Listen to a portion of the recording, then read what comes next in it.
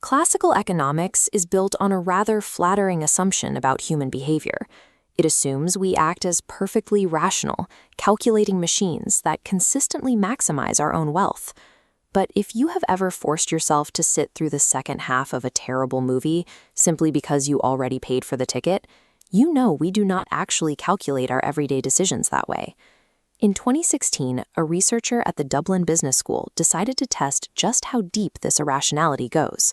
She gathered 42 financial professionals, people who analyze risk and manage money for a living, to see if their professional expertise could outsmart their own psychology.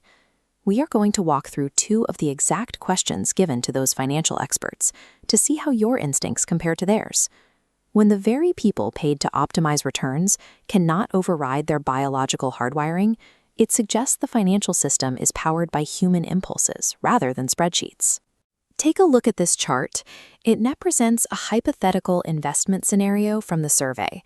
You bought €500 worth of stock, but over the last few months, the value has plummeted. Your shares are now worth exactly €300. You face a choice. Do you hold the failing stock, hoping it recovers its value, or do you sell it and take the loss right now? This visualization highlights the results of the survey. 69% of the Irish financial professionals chose to hold the failing stock. Holding an asset solely because you want to recover the price you paid in the past is mathematically irrational. The €200 are gone. Letting an irrecoverable past expense dictate a future decision is a cognitive glitch known as the sunk cost fallacy. Realizing you are losing money actively degrades your logical reasoning. Rather than cutting the loss, your brain tries to resolve the discomfort by doubling down on a bad decision. To understand why we reliably make this error, we have to look at prospect theory, a psychological framework developed by Amos Tversky and Daniel Kahneman.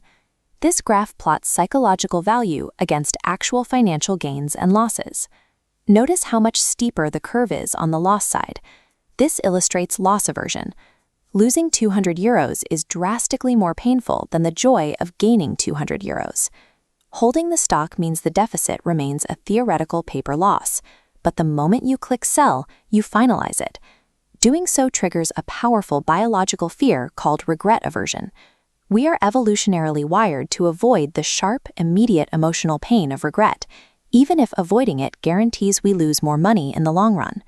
Let's look at a second question from the survey. A woman named Neem finds a bottle of wine that usually costs €200 on sale for €150. Delighted by the discount, she immediately buys it.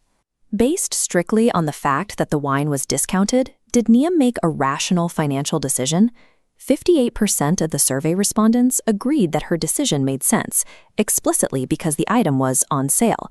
Behavioral economist Richard Thaler points out the flaw in this logic.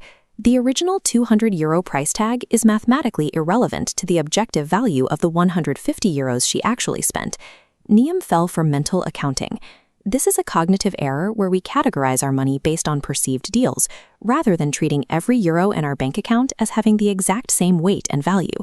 Retail marketers explicitly target this bias. By framing a purchase against an artificially high anchor price, they trick our brains into feeling like we are saving money when we are actually just draining our accounts. These cognitive errors are not isolated to a single room of professionals. They are repeated by millions in the global market every day. When this herd behavior multiplies, it manifests as animal spirits, the collective irrationality that inflates credit bubbles and creates market anomalies logic cannot explain. Avoiding these traps requires accepting a harsh reality about a sunk cost. The money is permanently gone. It is irrecoverable, and it should have zero bearing on any choice you make moving forward. To bypass these hardwired errors, we have to look exclusively at opportunity cost. Instead of asking if the failing stock will ever recover its past value, you must ask, what else could I do with this remaining €300 right now? Instead of fixating on the €50 discount, Neem should have asked, what else could I buy with €150? By systematically ignoring past outlays and evaluating every single decision purely by the future opportunities it affords, we can bypass our biological hardwiring and begin making genuinely rational choices.